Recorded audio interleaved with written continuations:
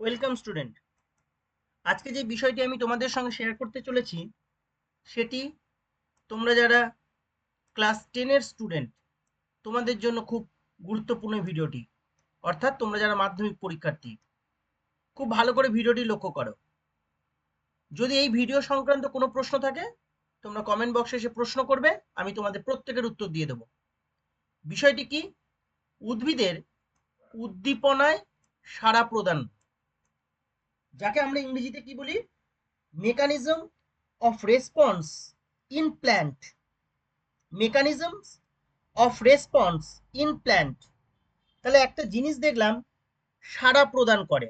আমরা জানি পরিবেশের যেসব পরিবর্তন জীব শনাক্ত করতে পারে এবং সেই অনুযায়ী সাড়া প্রদান করে তাদেরকে আমরা কি বলি, উদ্দীপক। অর্থাৎ পরিবেশের এমন কিছু পরিবর্তন, যে পরিবর্তনগুলি প্রত্যেকটা জীব সেগুলিকে আইডেন্টিফাই করতে পারে এবং তার সাপেক্ষে কি করে, একটা রেসপন্স করে। সেই বিষয়টিকে আমরা কি বলি, উদ্দীপক বা স্টিমুলাস। উদ্দীপক থেকে যে শক্তিটা সৃষ্টি হয়, যা জীব অনুভব করতে পারে, তাকে আমরা বলি উদ্দীপনা। তাহলে একটা হচ্ছে স্টিমুলাস বা উদ্দীপক, আর একটা হচ্ছে কি স্টিমুলেশনস বা উদ্দীপনা।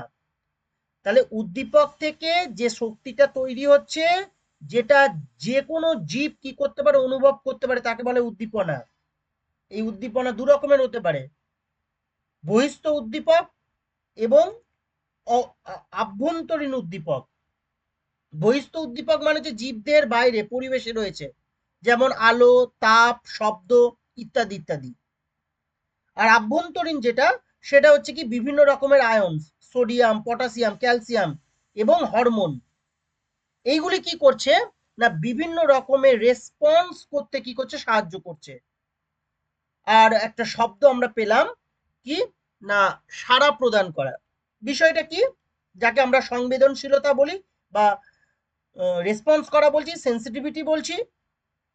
জীবদেহে আভ্যন্তরীণ বা বাহ্যিক পরিবেশের কোনো নির্দিষ্ট উদ্দীপকের প্রভাবে যখন জীব কি করছে, সেটার এগেনস্টে সাড়া প্রদান করছে, সেই ক্ষমতাকে আমরা কি বলছি না, সেন্সিটিভিটি। তাহলে দুটো বিষয়, একটা বিষয় হচ্ছে স্টিমুলাস আর একটা বিষয় হচ্ছে সেন্সিটিভিটি, এবং কি করা না, রেসপন্স করা। তাহলে প্রত্যেকটা জীবের কথা বলা হলো। তাহলে উদ্ভিদের উদ্ভিদের শরীরেও যদি কোনো উদ্দীপক প্রয়োগ করা হয় বা স্টিমুলাস প্রয়োগ করা হয়, তাহলে উদ্ভিদও কি করবে না, সাড়া প্রদান করবে, রেসপন্স করবে সেই উদ্দীপকের এগেনস্টে। তোমরা প্রত্যেকেই জানো, আচার্য জগদীশচন্দ্র বোস উনি প্রমাণ করেছিলেন যে কি, উদ্ভিদেরও কি রয়েছে, প্রাণ আছে। উদ্ভিদও কি করে, বিভিন্ন রকম উদ্দীপনায় সাড়া দেয়। আচার্য জগদীশচন্দ্র বসু ছিলেন প্রধান একজন পদার্থবিদ। তিনি প্রথম প্রমাণ করেন যে প্রাণীর মতো উদ্ভিদেরও সংবেদনশীলতা ও উদ্দীপনায় সাড়া দেওয়ার ক্ষমতা আছে। তাহলে স্যার আচার্য জগদীশচন্দ্র বসু কি করে প্রমাণ করেছিলেন, তার একটা যন্ত্র রয়েছে, সেই যন্ত্রের মাধ্যমে, সেটা আমরা পরবর্তী ক্ষেত্রে অন্য একটি ভিডিওর মাধ্যমে আলোচনা করব। তাহলে একটা বিষয় এখানে প্রতিষ্ঠিত হলো যে উদ্ভিদও কি করে, উদ্দীপনায় সাড়া দেয়। তাহলে আজকের আলোচ্য বিষয় হচ্ছে উদ্ভিদ এই উদ্দীপনায় কি করে সাড়া দিচ্ছে। ওকে, প্রাণীদের মতো। কি না, প্রথম যে পয়েন্টটি সেটা হচ্ছে কি, নাম্বার 1, উদ্দীপনা গ্রহণ। উদ্ভিদের যে অংশে উদ্দীপনা প্রয়োগ করা হয় তা উদ্দীপনা গ্রাহক হিসাবে কি করে, কাজ করে। তাহলে উদ্ভিদের যেখানে কি করা হচ্ছে না, উদ্দীপক বা উদ্দীপনা অ্যাপ্লাই করা হচ্ছে বা উদ্দীপনা প্রয়োগ করা হচ্ছে, উদ্ভিদের যে অংশে উদ্দীপনা প্রয়োগ করা হয় তা উদ্দীপনা গ্রাহক হিসাবে কি করে, কাজ করে। সেটা পাতা হতে পারে, কাণ্ডের অগ্রভাগ হতে পারে, মূলের অগ্রভাগ হতে পারে, যে কোনো জায়গা হতে পারে। এবং উদ্দীপনার প্রকৃতি ও তীব্রতার মাত্রা কি করে, তাকে শনাক্ত করে। অর্থাৎ উদ্দীপনাটা যে অংশে এসে পড়ছে বা যে অংশে এসে কাজ করছে, সেই উদ্দীপনাটার প্রকৃতি কি এবং তার তীব্রতা কি রকম, সেটাকে আইডেন্টিফাই করে সেই অঙ্গটি বা সেই অংশটি। 2, উদ্দীপনা পরিবহন। তাহলে যে উদ্দীপনাটা এলো, তাকে, তার প্রকৃতিটাকে শনাক্ত করা গিয়েছে, তার তীব্রতাটার মাত্রা যেটা সেটা শনাক্ত হয়ে গেছে, এরপরে সেই উদ্দীপনাটা কি হবে, পরিবাহিত হবে, যাকে বলছে উদ্দীপনা পরিবহন। উদ্ভিদে উদ্দীপনা গৃহীত হলে ধারাবাহিক বিক্রিয়ার মাধ্যমে তা সংবেদনে রূপান্তরিত হয় এবং প্লাজমোডেজমাটার দ্বারা কোষ রসের মাধ্যমে, খুব ইম্পর্টেন্ট, প্লাজমোডেজমাটার দ্বারা কোষ রসের মাধ্যমে সাড়া প্রদানকারী অঙ্গের কোষ বা কলাতে পরিবাহিত হয়। এখানে একটা স্পেলিংটা এখানে প্রিন্টিং মিস্টেক হয়েছে, কলাতে পরিবাহিত হয়। তাহলে এখানে একটা শব্দ দেখলাম প্লাজমোডেজমাটা। আমি আগের দিনকে বিভিন্ন হরমোনের কি রোল উদ্ভিদ দেহে একটা ভিডিও পোস্ট করেছি, যারা দেখোনি সেই ভিডিওটি দেখে নেবে।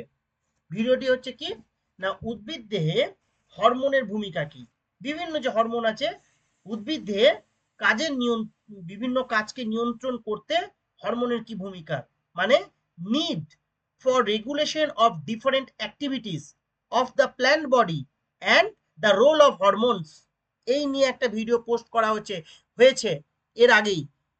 যারা ভিডিওটি দেখোনি ভালো করে গিয়ে ভিডিও লিস্টে গিয়ে দেখে নাও। সেখানে প্লাজমোডেজমাটা সম্পর্কে এই যে এখানে একটা ওয়ার্ড লেখা আছে যেটাকে কি বলা হচ্ছে প্লাজমোডেজমাটা, এই প্লাজমোডেজমাটা সম্পর্কে বিস্তর ওখানে আলোচনা করা হয়েছে, ছবি দিয়ে বুঝিয়ে দেওয়া হয়েছে। তাহলে এই প্লাজমোডেজমাটার মাধ্যমে কোষ রসের দ্বারা ওই উদ্দীপনা কি হচ্ছে না, যে অঙ্গে সাড়া প্রদান করা মানে সাড়া প্রদানকারী অঙ্গ বা কোষ বা কলা সেখানে পরিবাহিত হচ্ছে। নেক্সট, সাড়া প্রদান এবং সংবেদনশীলতা, মানে রেসপন্স এবং সেন্সিটিভিটি। উদ্ভিদের সাড়া প্রদান অত্যন্ত মন্থর গতিতে হয়, যেমন মানুষের ক্ষেত্রে বা অন্যান্য প্রাণীর ক্ষেত্রে কি হয়, খুব দ্রুত। ধরো কথার জন্য বলছি, আমরা খালি পায়ে রাস্তায় হেঁটে যাচ্ছি, পায়ে একটা কাঁটা ঢুকে গেল, তাহলে আমরা কি করব, পাটাকে তৎক্ষণাৎ তুলে নেব, পাটাকে কিন্তু আরো জোরে নামাবো না যাতে কাঁটাটা আরো ঢুকুক। তার মানে কি আমাদের যে রেসপন্সটা, আমরা সেই রেসপন্সটা খুব দ্রুত করি, কিন্তু উদ্ভিদের ক্ষেত্রে যে রেসপন্সটা সেটা খুব ধীর গতিতে হয়ে থাকে।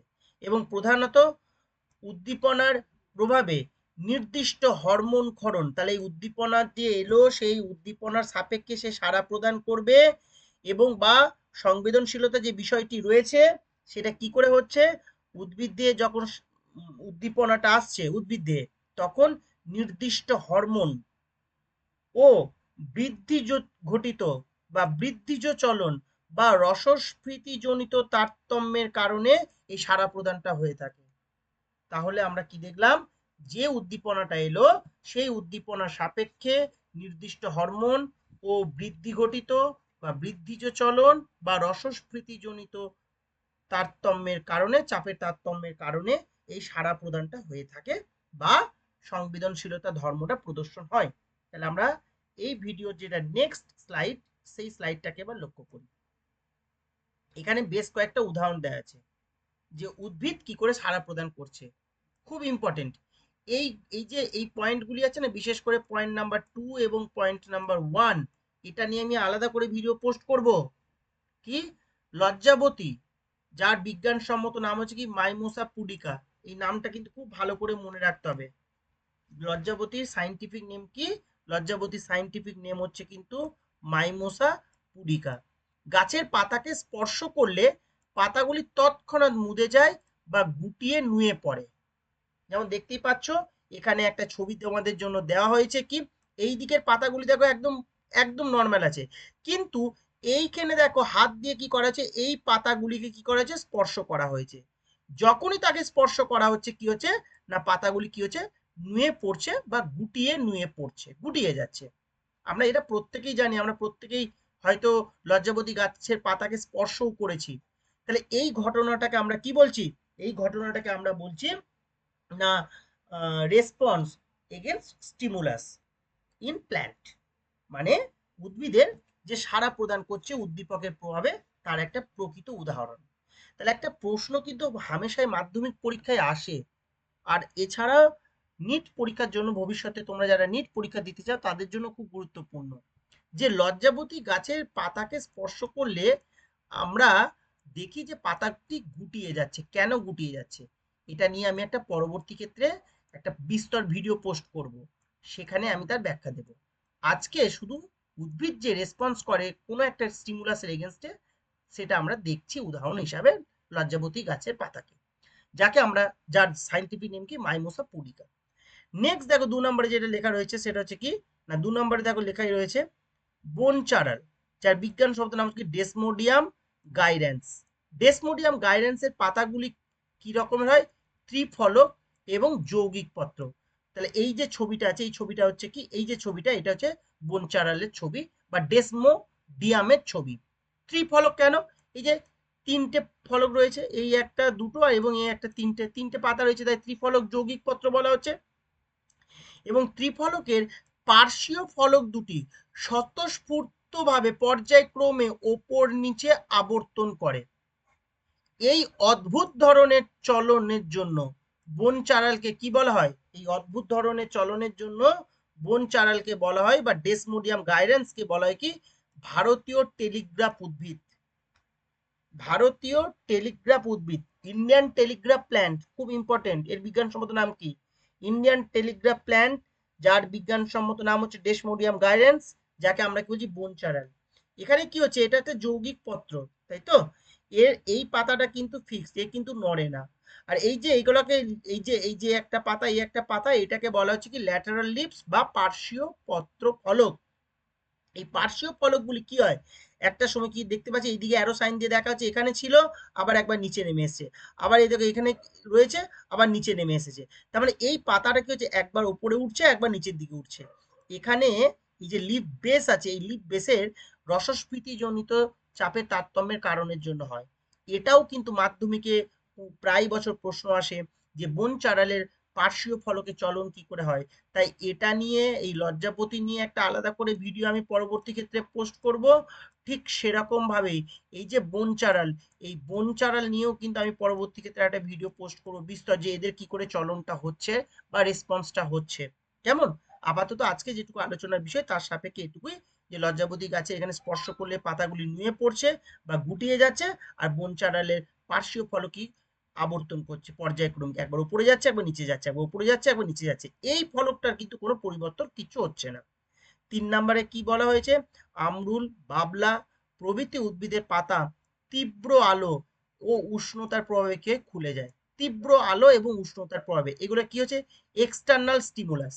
আমি একটু আগেই বললাম স্টিমুলাস ক রকমের হতে পারে, দু রকমের হতে পারে, একটা এক্সটার্নাল একটা ইন্টারনাল, এটা হচ্ছে কি এক্সটার্নালের প্রভাবে হচ্ছে। আর 4 নম্বর উদাহরণ যেটা বলা হয়েছে, আলোর উৎসের দিকে জলজ এককোষী শৈবাল, শৈবালটার নাম কি, ক্লামাইডোমোনাস এবং ভলবক্স প্রভৃতির সামগ্রিক চলন ঘটে। কোন দিকে, আলোর উৎসের দিকে। আলোর উৎসের দিকে ভলবক্সের চলন হয়, আলোর উৎসের দিকে ক্লামাইডোমোনাসের চলন হয়। তাহলে এইগুলিও হচ্ছে কি উদ্ভিদের ক্ষেত্রে উদাহরণ। এই ভলভক্স এবং ক্লামাইডোমোনাস, এগুলো হচ্ছে কিন্তু শৈবাল এবং এককোষী। ওকে, তাই বিভিন্ন রকমের প্রশ্ন হতে পারে। তাই এখানে এককোষী উদ্ভিদেরও যে উদ্দীপনায় সাড়া দেয় বা রেসপন্স করে স্টিমুলাসের এগেনস্টে, তারও উদাহরণ এখানে দেওয়া হলো। এই সংক্রান্ত যদি তোমাদের কোনো প্রশ্ন থাকে, কমেন্ট বক্সে এসে প্রশ্ন করবে, আমি তোমাদের প্রত্যেকের উত্তর দিয়ে দেবো।